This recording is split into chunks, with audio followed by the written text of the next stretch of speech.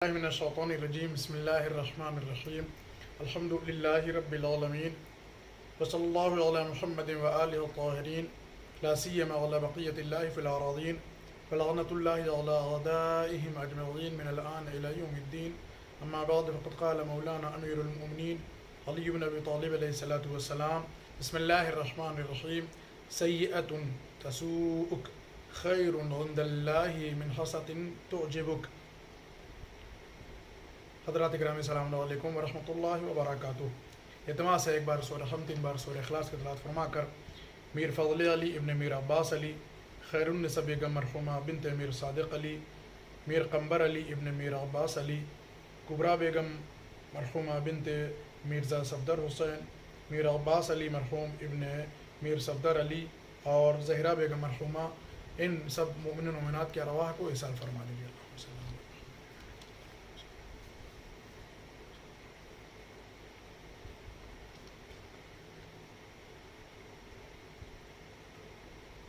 گھر بیٹھے نہج البلاغہ سے کی ایک عنوان سے آپ کی خدمت میں ایک مرتبہ پھر سے حاضر ہیں۔ ہر انسان کی اپنی قدر و قیمت و اہمیت و منزلت ہوتی ہے۔ مولا امیر المؤمنین نے ہر انسان کی قدر و قیمت اور اس کی اہمیت و منزلت اور اس کی افادیت کی طرف اس کلمہ نورانی میں واضح طور پر اعلان فرما دیا ہے۔ آپ کا ارشاد اقدس ہے، فرماتے ہیں کہ سیئۃ تسوءک خیر عند اللہ من حسنۃ تعجبک۔ وہ گناہ کہ جس کا تمہیں رنج ہو انجام دینے کے بعد، جس پر تم شرمندہ ہو پشیمان ہو، تو ایسا گناہ اللہ کے نزدیک اس نیکی سے بہتر ہے جس کے انجام دینے کے بعد تمہارے اندر غرور و عجب و خود پسندی و تکبر پیدا ہو جائے۔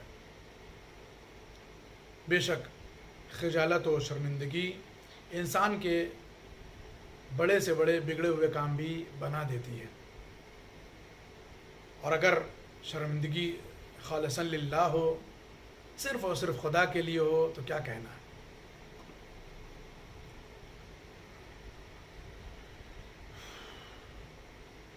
رنجیدہ ہونا ہے اگر تو صرف اپنے خدا کے لیے ہو، اور اگر رنجیدہ ہونا ہے تو اس کا موقع ارتکاب گناہ کے بعد کا ہے، کہ جہاں انسان اگر رنجیدہ ہوتا ہے تو وہ تقرب الہی بسا اوقات حاصل کر لیتا ہے۔ اولاً تو ارتکاب گناہ سے ہی پرہیز کرنا چاہیے، لیکن اگر انسان کو شیطان بہکا دے اور فریب شیطان کا شکار ہو کر کے انسان گناہوں کا ارتکاب کر لے، لیکن پروردگار عالم کے قہر و جلال اور اس کی عدالت کی بنیاد پر اگر انسان تصور کرتے ہوئے اپنے آپ کو رنجیدہ پاتا ہے، اس گناہ پر شرمندہ پاتا ہے، اس انجام دیے ہوئے گناہ پر اپنے آپ کو پشیمان پاتا ہے، تو ایسی صورت میں اللہ اسی شرمندگی اور پشیمانی کی بنیاد پر اپنے اس بندے کو معاف کر سکتا ہے۔ یہ بات سب جانتے ہیں کہ کسی بھی گناہ میں کسی طریقے کی کوئی خوبی اور بھلائی نہیں پائی جاتی، لیکن اگر ارتکاب گناہ کے بعد انسان اپنے آپ میں اس بات پر غور کرے اور اس کا نفس اگر اس پر ملامت کرے، تو بندہ توبہ کر لینے کی بنا پر، شرمندگی کی بنا پر یقیناً اس نیکی کی انجام دہی سے بہتر نتیجہ حاصل کر سکتا ہے، وہ کہ جو اسے نیکی کی انجام دہی کے بعد غرور کی صورت میں ملنے والا تھا۔ دوسرا پہلو ہے عجب و خود پسندی و غرور و تکبر۔ یہ ایک ایسی چیز ہے کہ جس کی متعدد روایات میں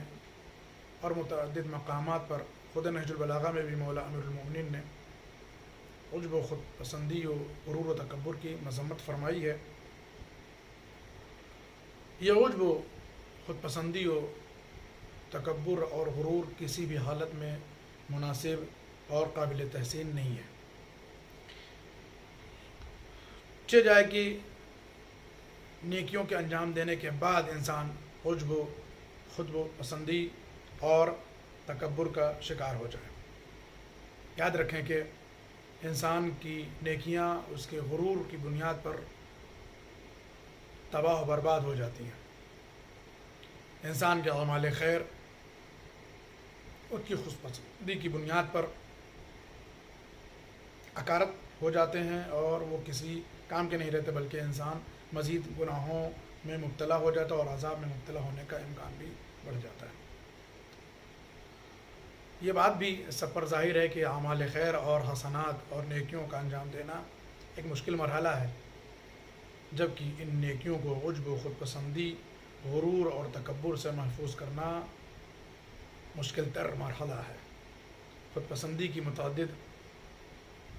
صورتیں ہو سکتی ہیں، انداز ہو سکتا ہے، لیکن یاد رکھیں کہ خود پسندی کی کسی بھی صورت کو دین نے مستحسن تصور نہیں کیا ہے، بلکہ خود پسندی اور عجب کی، غرور کی جتنی بھی صورتیں ہیں، جتنے بھی انداز ہیں، سب کی ممانعت ہے اور مذمت ہے۔ اللہ تعالی ہم سب کو اعمال خیر کے انجام کی توفیق عنایت فرمائے، اور اگر گناہ سرزد ہو جائیں تو اس گناہ پر پروردگار عالم کی بارگاہ میں پشیمان ہونے کی توفیق اور توبے کی توفیق کرامت فرمائے، اور اللہ ہمارے اعمال کو شرف قبولیت عنایت فرمائے، امام کے ظہور میں تعجیل فرمائے۔ وآخر دعوانا ان الحمد للہ رب العالمین۔ ایک خاص بات، اگر آپ بھی اپنے بزرگوں کے لیے، اپنے مرحومین کے لیے سورہ فاتحہ اور رسالہ ثواب کرانا چاہ رہے ہیں تو ہمارے واٹس ایپ نمبر پر یا ہمارے چینل میں جا کر کے آپ وہاں پر اپنے نمبر کو دے سکتے ہیں، جس کے